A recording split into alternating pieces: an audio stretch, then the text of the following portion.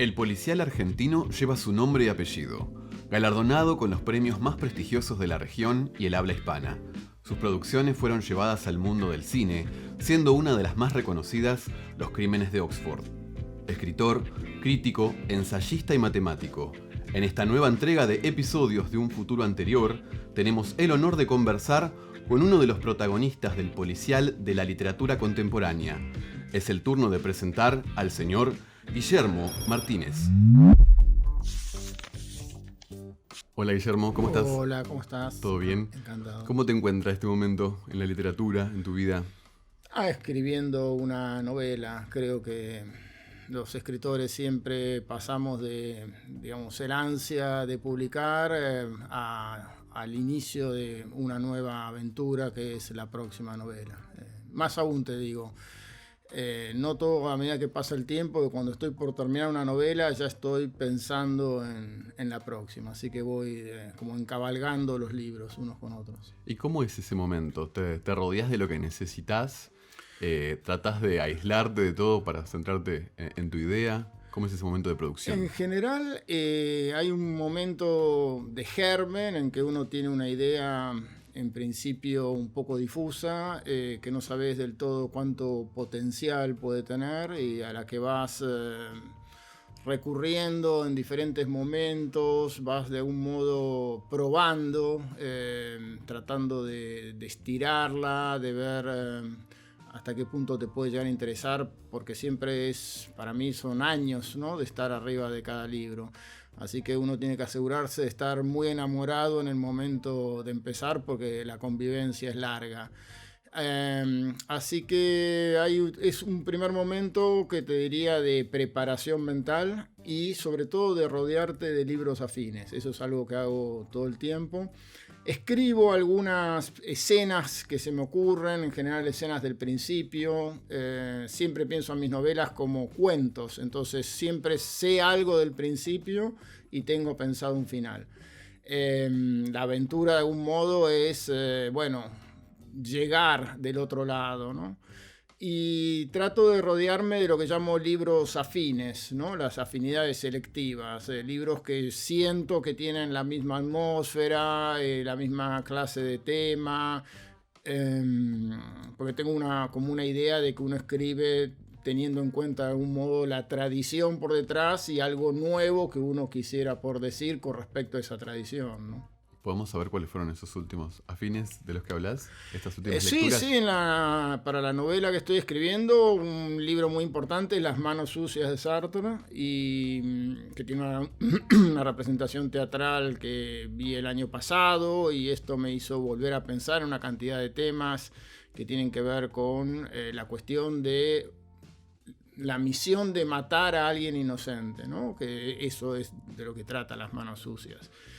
Y una novela para mí muy importante también fue Cosmos de Gombrowicz, pero a partir de ahí leí una cantidad de libros. Acabo de leer Otelo porque hay un tema que tiene que ver con los celos en la novela. Leí La religiosa de Diderot porque hay todo un tema que tiene que ver con el convento y de algún modo los amoríos entre una mujer y un cura. Entonces a medida que avanzo con la novela también voy leyendo una cantidad de libros muy disímiles entre sí. ¿Y de lo audiovisual te empapás o preferís no contaminarte? No es como una fuente mía de inspiración en general, ¿no? Una de las novelas que yo leí que tiene bastante que ver con la novela que pienso escribir es Teorema de Pasolini. En Teorema de Pasolini hay como un personaje que irrumpe en una familia, enamora de algún modo a todos y destruye a la familia, ¿no?, a la vez. Entonces algo de eso también hay en mi novela. Esa fue primero peli, además. Y hay, claro, por eso te decía, hay una película que tiene que ver con esto, que también la vi, ¿no? Pero en general siempre es más bien por el lado de las lecturas lo mío. Y con el otro, con esa mirada crítica de un otro que no es el que está escribiendo, aparte del editor, digamos, ¿Lo trabajás? Sí, siempre, a medida que avanzo, últimamente me está pasando, que es una buena sorpresa que te da la vida, que los capítulos que voy terminando los siento en una especie de forma más cercana a la definitiva. Antes yo escribía un primer borrador que me parecía abominable, que no se lo mostraría a nadie. Hay que destruir esas cosas, ¿viste? Que después te las publican no, un primer post-mortem. borrador no. Y a partir de ese mal borrador iba, digamos, reescribiendo hasta 15 versiones. Y ahora noto que los capítulos más o menos ya salen en la forma definitiva. Puede ser que después requieran algún pulido, que también lo hago. Me gusta mucho releer, corregir.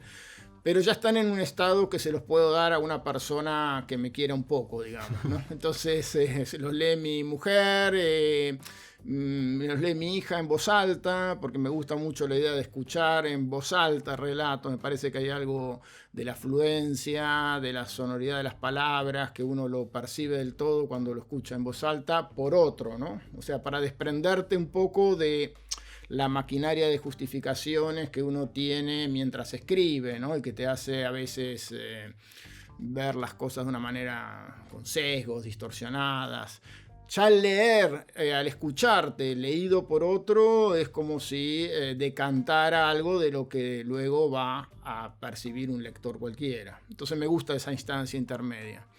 Y después, una vez que está terminada la novela, que yo ya la releí muchas veces y que, bueno, cuando todavía no puedo tomar distancia del todo, porque no pasó tanto tiempo, la leen algunos amigos de la literatura, ¿no?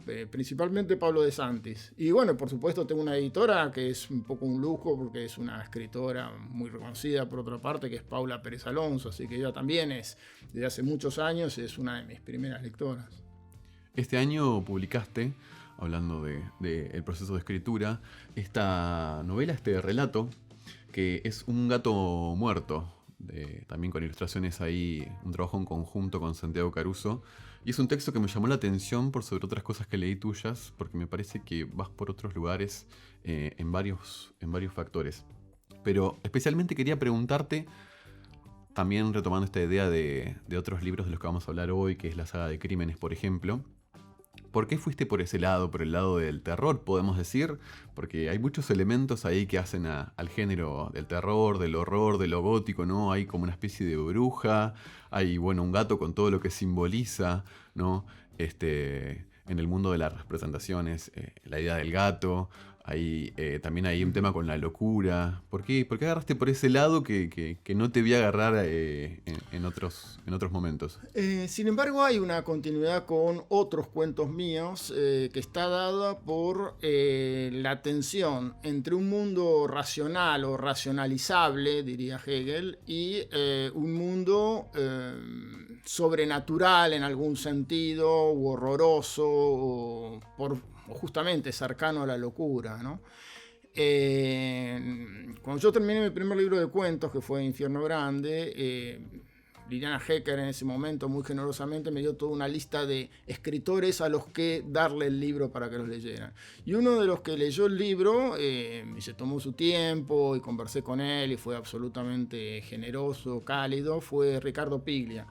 Y él me dijo que en mis cuentos él siempre advertía una recurrencia entre un personaje racional o una manera racional de mirar el mundo y algo que confrontaba con esa racionalidad. Y fíjate que, en definitiva, este cuento, Un gato muerto, hay un personaje que es un físico, que de pronto tiene esa especie de conexión a través del aljibe con lo que fue la infancia, con los terrores de la infancia, la pesadilla de la desaparición de su gato, la posibilidad de haber matado al gato en sueños, o sea, toda esa pesadilla de lo que corresponde a los recuerdos confusos de la infancia. Pero a la vez no deja de sobrevolar, además de las referencias que podrían rastrearse hasta Poe, no sé, también el gato de Schrödinger, ¿no? Porque es un gato que en un momento no está ni vivo ni muerto, ¿no? O sea, el gato desaparece en cierto modo, ¿no? Hasta que finalmente se lo encuentra muerto. Y hay dentro de ese relato justamente la posibilidad de que la mirada de esa mujer que parece una bruja y que termina por enloquecer a la esposa de este físico,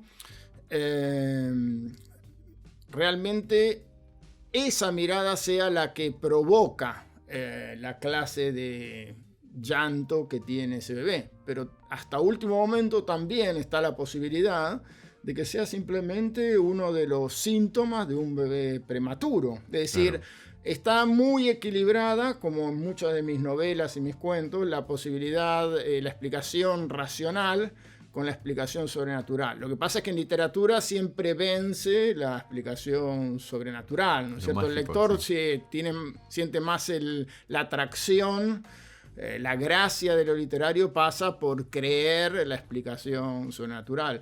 Pero en el cuento están equilibradas de algún modo las dos. Hablaste de una palabra que es confusión, que recorre también este libro, ¿no? Todo el tiempo los personajes están confundidos respecto de la identidad del otro, ¿no? Nunca terminan de conocer quién es ese otro y el lector también está un poco en ese lugar, ¿no? Justamente esa idea que acabas de decir es lo que me atrajo para escribir este cuento, es decir, un equívoco. La mujer cree que él realmente fue el que mató al gato y paradójicamente esa crueldad que él tiene es lo que la atrae como para que formen una pareja y tengan ese hijo, ¿no? Entonces la mujer está totalmente confundida respecto de él.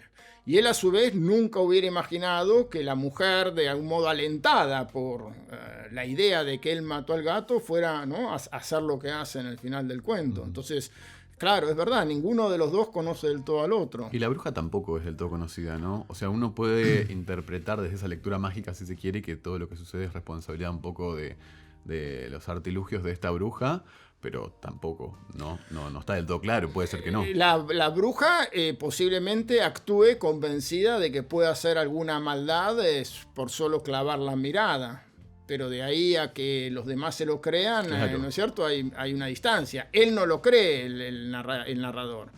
La mujer sí, termina por sugestionarse. Estuvimos hablando de esos libros que te rodean a la hora de producir, de escribir, y nombraste también a Poe, que lo vi inmediatamente, digamos. Creo que cuando uno habla de literatura, el primer gato que se aparece para el lector promedio es el gato negro de Poe, ¿no? Sobre todo por el tono que cobra la historia en el desarrollo. Pero quiero saber qué otros libros te acompañaron en esa producción para llegar a ese nivel de oscuridad, de como dijimos, casi de terror, de horror. ¿Estuviste leyendo el género o no? No, o sea, es un género que yo leí mucho en la adolescencia, sobre todo los cuentos de Ambrose Bierce, hay algunos cuentos de Saki que también son bastante oscuros, los cuentos de Patricia Highsmith. O sea, para mí no es un cuento de horror en el sentido gore, digamos. Es más bien un cuento a lo Patricia Highsmith, y a ella sí la he leído muchísimo. Y me gusta esa especie de progresión de la atmósfera de horror, no necesariamente los hechos horrorosos, ¿no? Así que no es que frecuento demasiado el género, pero te voy a decir que una de las influencias fueron justamente las ilustraciones de Santiago Caruso en otros de sus libros, ¿no? Por ejemplo, La Condesa Sangrienta de Pizarnik. Y por eso yo quería, cuando salió la posibilidad de llevar este relato a una edición por separada, ilustrada, yo quería que fuera Santiago Caruso, porque me parecía que algo de ese mundo era lo que a mí me interesaba crear, digamos, en este cuento. Quiero también que nos hables un poco de ese proceso creativo de A2 en un punto, ¿no? Porque el libro es un libro objeto precioso, tanto por el contenido, por el desarrollo de la historia que vos nos contás, pero también a objeto per se, ¿no? Es un libro con una calidad de página interesante, poco vista, la verdad, por lo menos en la literatura argentina, y después también a nivel de las producciones de Santiago. ¿Cómo es ese laburo de justamente trabajar con un otro que va a acompañar lo que uno crea? ¿Cómo se refleja eso que está en la cabeza de uno en el trabajo de otro? Fue muy simple en realidad, yo no di ninguna instrucción, él en algún momento mandó algunos borradores iniciales que tenía para mostrarnos por dónde iba a ir. A mí me parecieron muy buenos y finalmente mandó la colección, creo que eran 12 ilustraciones o 14 finalmente. Y el único detalle que hubo, que te puedo contar, es que la ilustración que iba a ser tapa era una de las ilustraciones del interior, que es esta. Fíjate. Esta iba a ser la ilustración de tapa. Pero ¿qué pasaba? En la cabeza. Sí, me encantaba como concepto, ¿no? Que parece que hubiera una espiral de gatos que se le meten por el oído. Pero juega con los huesos, también con la muerte. Con la muerte, los huesos. Lo que pasaba es que mirada de lejos esta imagen como tapa, era muy difícil discernir qué eran. O sea, a golpe de vista, si yo te lo alejo un poco, no te das cuenta que son gatos. Entonces, me había gustado mucho esta, que también estaba dentro del interior. Y entonces yo pedí que le hicieran con esta, que recuerda un cuadro de Goya, ¿no? Hablaste un poco recién de lo gore en la literatura de género, y me interesa cómo siempre te corres de esos lugares, incluso de este también, como dijiste recién, y aparece esta idea de, no sé cómo llamarlo, pero me lo noté así como la muerte justificada, ¿no? Esto de no, a pesar de hablar del policial y de los asesinatos y de los crímenes, no matar por matar y no hacer, de alguna manera, una muestra, es decir, no hacerlo explícito, no mostrarnos la muerte como la sangre, el gore, sino que nunca se mata por matar, es decir, nunca se mata con una justificación, pero no era matar por matar, ¿no? Hay como una fundamentación o justificación, como dijimos recién, de estas muertes a lo largo de tus policiales. ¿Puede ser? Me parece crucial lo que acabas de decir, porque es todo lo que para mí diferencia lo que intento hacer de lo que suelo ver en las películas de horror o los thrillers, o ¿no? Que hay como una especie que es algo de época. Lo analiza, por ejemplo, Martin Amis en un ensayo muy bueno que él tiene en su libro Contra el cliché. El ensayo se llama Demasiado he hollado el charco de sangre, que es una cita de Macbeth. Y es como en la cultura popular, sobre todo en el cine, toda la creatividad empezó a pasar por, bueno, cómo hacemos los crímenes cada vez más horrorosos, más gratuitos también, morboso, Tarantino. No, pero hay también una estética, yo lo llamo la estética Tarantino, que es, bueno, se mata, ¿no? O sea, alguien habla fuerte atrás, me doy vuelta y le pego un tiro, ¿no? Esa idea de que uno mata por cualquier razón, en cualquier momento. Y te digo, en mis novelas policiales, lo que más pienso, y en la novela que estoy escribiendo también, es justamente en la fundamentación. ¿A qué extremos tiene que llegar uno para plantearse matar a una persona? O sea, devolverle al crimen la lógica, ¿no? Su humanidad, digo yo, ¿no? O sea, el crimen es como un extremo horroroso del ser humano. Devolverle, que es lo que hay de algún modo en las tragedias de Shakespeare también, ¿no? O sea, devolverle ese aura de tragedia, de separación con el mundo de lo humano, de lo racional, de la compasión, ¿no? O sea, es una separación que en algún sentido es brutal. Entonces es un pasaje, es una transición que para mí no es algo natural y tiene que estar, ¿cómo te puedo decir? Creada, fundamentada, con cierta atmósfera y el lector la tiene que como que aceptarlo en un punto, entenderlo en un punto, ¿no? En cuanto al proceso creativo, noté que en Un gato muerto te alejas por ahí, también retomando la saga de Crímenes, de cierto lenguaje técnico, y aparece como una especie de lenguaje más, vamos a decirle, oscuramente limpio, pero sale un poco esa cuestión técnica quizá de lo matemático que aparece más en Crímenes Imperceptibles por ahí, y va hacia otro lugar. ¿Esa búsqueda existió, se dio? No, eso tiene que ver con el género, porque yo estoy escribiendo una trilogía, digamos, de novelas que transcurren en Oxford y que están asociadas a una idea de personajes que son especialistas en lógica matemática y que discuten sobre eso, y de algún modo esa discusión que parece abstracta, lejana, teórica, un poco ajena para lo que podría ser un público general, tiene sus consecuencias en lo que ocurre. Esa es la idea que me gusta sobre todo, ¿no? En definitiva, Crímenes Imperceptibles es como una conjetura, puede reemplazar a la realidad, ¿no? Puede proponerse como realidad y reemplazarla. Eso tiene mucho que ver tanto con una idea de Wittgenstein sobre cómo se interpretan, ¿no es cierto?, no solamente las series, sino los libros, ¿no? Basta pensar en Pierre Menard, autor del Quijote, ¿no?, donde el crítico Pierre Menard, leído el Quijote como si lo hubiera escrito el crítico Pierre Menard, no solamente es distinto del Quijote original, aunque sea el mismo párrafo con la misma sintaxis, sino que es hasta opuesto. Entonces tenemos por un lado la cuestión de la interpretación, que la estudió Wittgenstein y que aparece en Crímenes Imperceptibles, pero también la cuestión de la interpretación como voluntad de un poder, ¿no es cierto?, a la manera en que lo decía Nietzsche, que finalmente la verdad termina siendo la imposición de una verdad por un cierto poder que en la disputa de poderes triunfa sobre los otros, ¿no? Entonces, esa cuestión de la interpretación a mí me parece muy interesante y es la que recorre tanto Crímenes Imperceptibles como Los Crímenes de Alicia, y posiblemente haya una tercera novela en donde también estas cuestiones como filosóficas que están por debajo aparezcan de alguna manera representadas, ¿no? Entonces esas son mis novelas que yo los llamo los policiales filosóficos, porque tienen esta componente que refiere a discusiones filosóficas.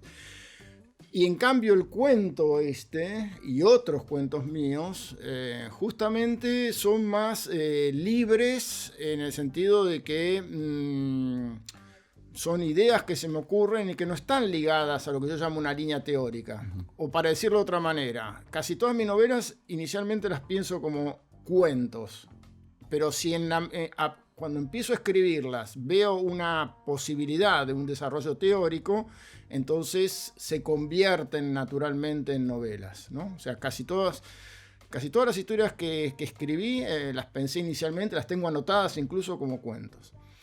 Entonces, Un gato muerto es típicamente una idea que yo pensé para un cuento y un poco para mí toda la gracia de ese cuento era qué pasa si uno se apropia de una muerte que no cometió. Esa fue la premisa inicial. Entonces, al pensarla como un cuento, naturalmente, y al ver que podía ir hacia el horror, naturalmente la escritura también se contamina de ese algo distinto. En cambio, en el relato policial, la forma de escribir te exige por los mismos protocolos de relato policial, hay como una necesidad intrínseca de poder deslizar información, entonces eso te lleva a un lenguaje que puede sonar más técnico, más preciso, más, ¿no es cierto?, lógico en algún sentido. Ahora, si yo quiero hacer un relato de locura, naturalmente me voy a deslizar hacia esos otros registros más cercanos a la locura. En definitiva, yo creo que al escribir cuentos uno es mucho más libre porque podés variar de mundo más fácilmente de cuento en cuento. En cambio, la novela inmediatamente te restringe, puede haber alguna variación, pero es como si tuvieras que mantener el mismo tono a lo largo de todo el libro. Y en esta saga de crímenes, de la cual pasaron entre la primera y la segunda entrega una suerte de 2 décadas, ¿no? ¿Cómo fue encontrarte otra vez con los mismos personajes para darles otra historia? Porque hay que decir que no es una continuación, ¿no? De alguna manera son los mismos personajes, pero juegan a otra cosa. Yo pensé que iba a ser mucho más difícil de lo que finalmente fue. Es decir, de algún modo los personajes los seguía escuchando de la misma manera. Lo que me costó muchísimo en Los Crímenes de Alicia es pensar todo el elenco que corresponde a la hermandad de biógrafos, porque no quería que fueran personajes caricaturescos, quería que cada uno tuviera algún detalle diferencial, que tuviera una manera de pensar propia.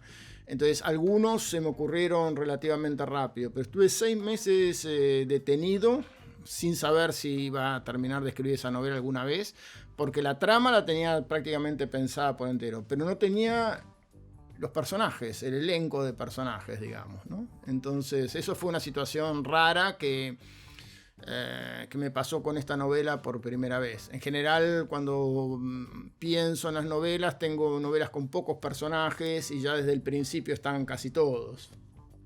En esta saga, en la saga Crímenes, y también en otras de tus producciones, tuviste la oportunidad de ver tus historias en la pantalla grande, y quería saber qué implica eso para un escritor, ¿no? Ver hasta dónde llegan tus historias. ¿Y qué te pasa a nivel ego, ¿no? Por dentro de ver, en el caso de Crímenes Imperceptibles, tu historia en las pantallas más importantes del mundo?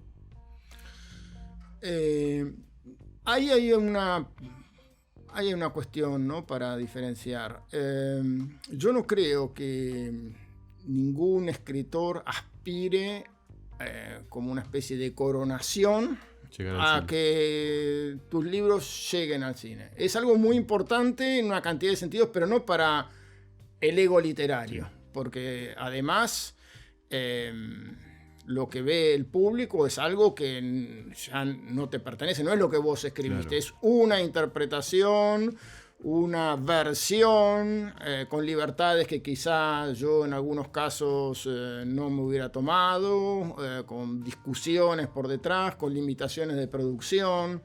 O sea, si algo tiene de maravilloso la literatura es que uno tenés recursos ilimitados, ¿no?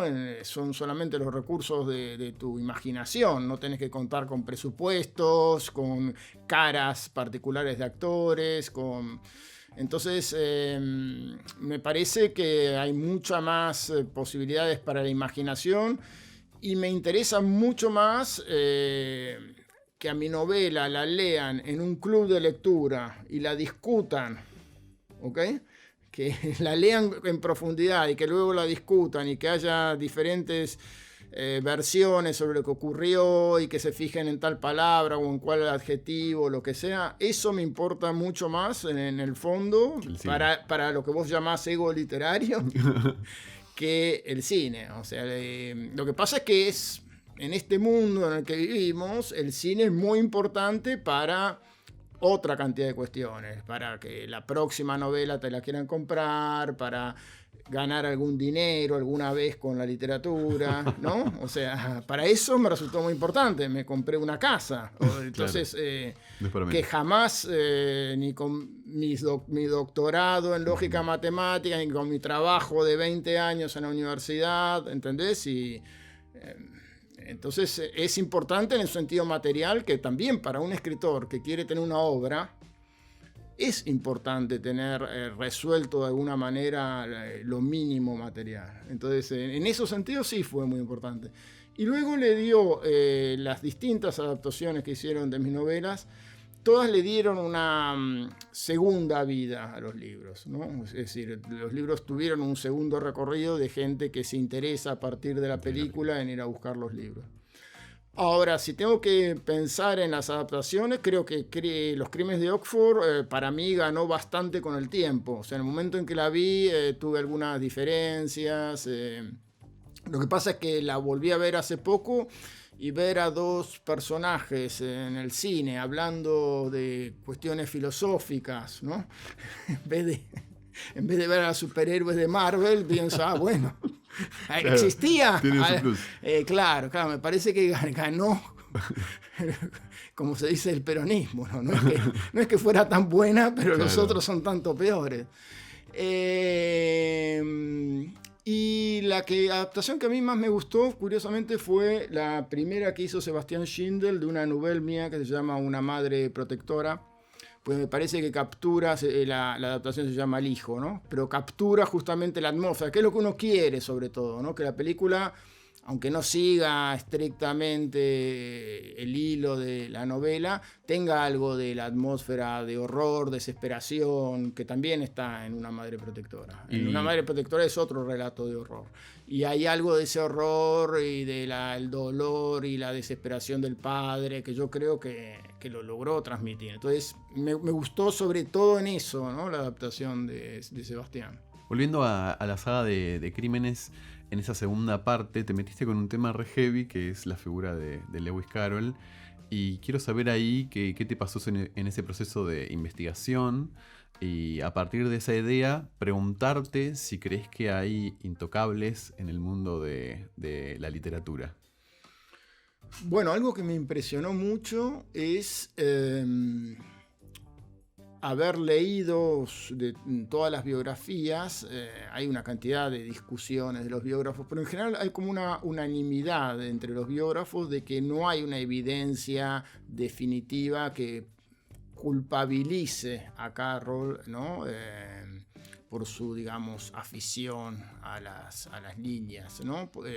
Y hay varios argumentos que explican eso, que tiene que ver con la sublimación de la época, el ideal adánico, la representación de niños, que era como algo convencional, aceptado por los reyes que tenían colecciones de fotografías de chicos desnudos. Había como una idea de los niños como representación de lo angelical. Todo eso yo lo cuento dentro de la novela, ¿no? A tal punto que el sobrino de Lewis Carroll, que es el que escribe la primera biografía, destaca en 2 capítulos enteros la relación de Carroll con los niños. No era algo que quisiera ocultar. Claro. Cuando estaba recién en los años 50 se empezó a sospechar de que pudiera haber un doblez, una doble intención, y hay también elementos que uno podría decir justificarían alguna de esas sospechas, ¿no? Por ejemplo, que Carroll quería hacer un estudio privado de fotografía arriba del college, y que aparentemente le pagaba sumas a ciertas madres que estaban necesitadas para que dejaran fotografiar a sus hijas. En fin, es como si Carroll hubiera tenido 2 etapas en relación a esto, ¿no? Una más inocente y otra hacia el final de su vida mucho más dudosa.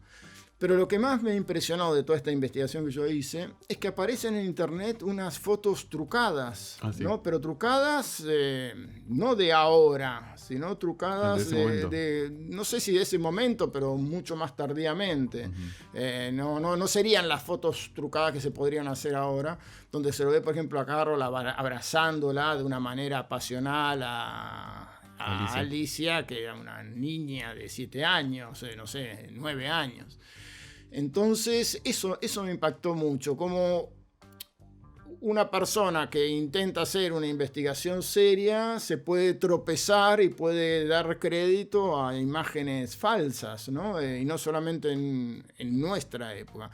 Entonces, en base a eso, hay una de las derivaciones de la novela, ¿no? Eso también juega un papel en la novela, una de las imágenes falsas, ¿no?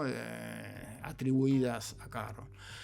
Y por otro lado, el otro elemento que es curioso, hay una foto muy conocida de Alicia donde se la ve con una camiseta como desprendida, ¿no? De mendiga. De mendiga. ¿No? Pero eso era un díptico con otra donde se la veía vestida con sus mejores ropas y era como una especie de díptico de intención moral. Y todas estas imágenes Carroll las mostraba, ¿no? Cuando él quería... ¿no? Claro, no solamente las ocultaba, fue como su regalo a Eliot, ¿no? Que era como el poeta laureado del momento, y él como una manera de su carta de presentación era su álbum de fotos. Que por otra parte era un álbum de fotos que tenía niños en toda clase de disfraces, no era que... me voy a especializar en niños desnudos, ¿no? Había fotos de niños desnudos, pero eran una ínfima minoría, y había una cantidad de fotos de niños en todos los trajes y niños con las familiares, y sacaba las fotos en sesiones familiares.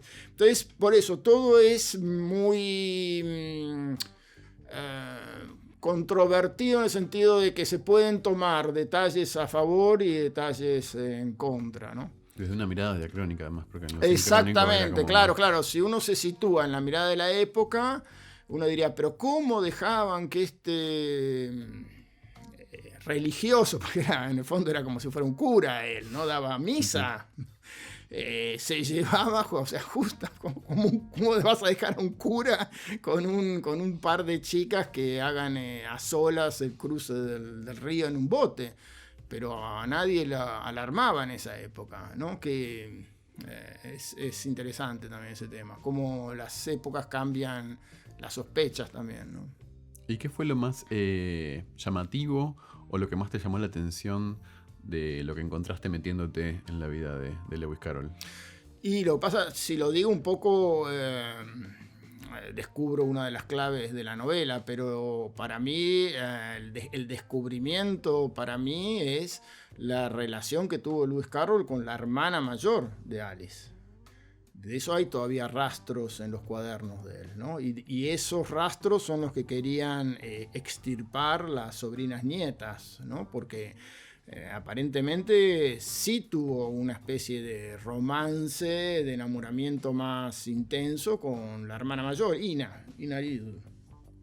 Eso fue lo que más me llamó la atención y por eso se convierte en una clave dentro de la novela. Quería también, antes de ir al final de este encuentro, mencionar que sos un escritor de ficción y de no ficción y que entre estas últimas novedades de ensayos tenés la presentación de Borges y la matemática, que está en una reedición ampliada, ¿no? Uh-huh. Y hace un tiempo atrás también apareció 11 tesis, que es un trabajo de justamente cómo se trabaja la escritura creativa. Y quería preguntarte, tomando como punto de relación sobre estos dos textos, cómo se trabaja la escritura desde la oralidad, ¿no? Porque en ambos casos, si mal no interpreté, son producciones que vienen desde caminos orales, ¿no? Como las clases, las conferencias. Sí. ¿Cómo es ese proceso de pasar por escrito y dejar en un libro algo que nace desde la oralidad? Sí, yo tengo otros libros de ensayos que corresponden a artículos que escribí desde el principio como textos. Y me gusta mucho más la idea de partir de conferencias o de clases, porque hay algo en lo oral, yo lo llamo la vivacidad del oral, que te permite traer ideas muy lejanas entre sí y no desarrollarlas a todas, sino dejar que establezcan, dirían los antiguos, esa especie de simpatía, y vos notás que el público inmediatamente se da cuenta de a qué te referís, no tenés que argumentar hasta el final cada cosa. El problema de escribir un texto de no ficción, que en general son textos bastante argumentativos, y yo además tengo una beta medio polémica, entonces cuando cargo contra una posición establecida, trato de hacer toda la argumentación y considerar todas las posibles objeciones, ¿no? Entonces es medio un infierno que vos tenés de opiniones, contraopiniones, cuestiones a considerar, casos patológicos, generalidades, cómo delimitar lo general. Bueno, todas esas recaudos, cuando vos estás dando una charla y lo solucionás moviendo las manos, ¿no? En matemáticas se dice algo de esto. Bueno, esta es una prueba moviendo las manos, como diciendo, se llama también, esto es un argumento plausible, significa, no es una demostración con todo el rigor necesario y todos los plazos, pero créanme que la demostración pesada, larga, contundente, se puede hacer a partir de estas ideas, ¿no? Así procede uno en general cuando da una charla argumentativa, ¿no?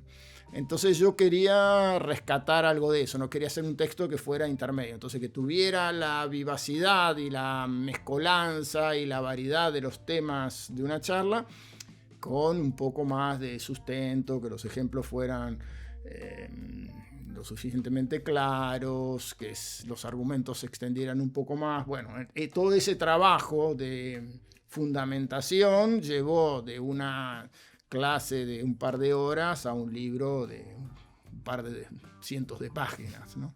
Para cerrar, ya quería decirte 3 palabras, 3 conceptos y que vos nos digas la reflexión o las ideas que te vengan. La primera es una palabra, diría mi profesor de gramática, compuesta por disyunción, que es la palabra redes sociales. ¿Cómo te llevas con eso?